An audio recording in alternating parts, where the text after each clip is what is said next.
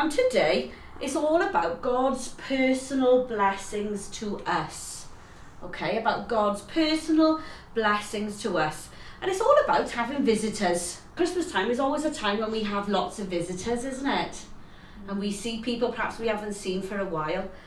So we have, how long have we been doing this, Soph? Oh, a couple of years now, maybe 3 years. Been doing Bible study. Yeah, so it all started, our good friend Anna came down to the home. Anna was a very, very important part of our church, a very person who gave herself to everybody. So it was very hard then to find herself here, and we wanted to help her maintain her faith and actually then help other people in a similar situation, really, that perhaps had been to church. Some of the other ladies over the other side have been to church all their lives and then suddenly find themselves in a place where they can't stay connected. So that was our aim, really. So we do a service once a month over the other side as a church. We come down and do a church service. And then we started doing Bible studies here. Started by, I think you started the first one, didn't you? Yes. And it's the story of Elizabeth and Zachariah. Do you know who those people are? Elizabeth and Zachariah in the Bible? Elizabeth was John the Baptist's mother. Absolutely, Joe. The other one was a priest and a gentleman. That's right, that's perfect, Joe. Normally start with a little bit of an introduction into the theme, don't we? Then we talk a little bit about the passage. We always read the passage. We always print off the sheets for the ladies to have and to keep, because that's something a lot of the ladies like keeping. And then we have a little chat about it.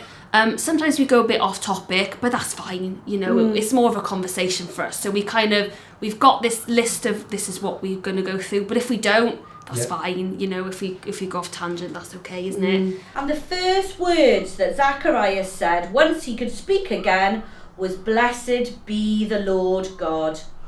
Why do you think he said that? It was because he was the one that brought Jesus into life, sort of thing, Yeah, God was the one who started all this off, didn't he? Yeah. Some of the ladies over the other side, say that, they used to go to church 3 times a day and do weekly things, and then they find themselves here with nothing.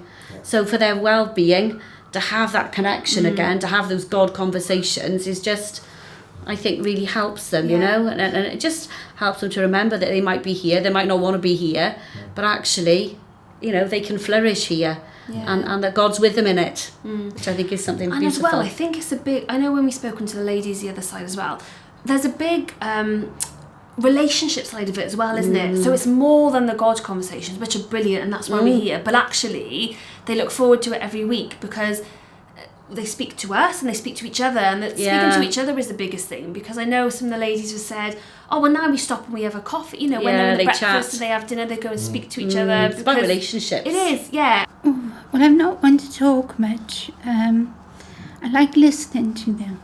And it makes me feel sometimes that the way I feel, or they feel the same, and I'm glad about that. You're with people of like-minded, and that's nice, because in the care home you meet people of every description, but when there's people like you of like-minded, it's nice. How would you feel, Mom? What was that? If you got pregnant now at your age? Oh gosh. I thought it was going to be very sombre and very down at the mouth. They're not. Yeah. It's nice to see smiles all the time. As you can see, they were smiling. It was nice. They talked about it, and they go away talking about it. The next day, they say to me, what a lovely service we had yesterday, and thanks to you to organising it. It's an uplifting thing for them, for the residents. They look forward to it every Monday, and I think all care homes should do this, because if they can't go to church themselves, we've brought the church to them.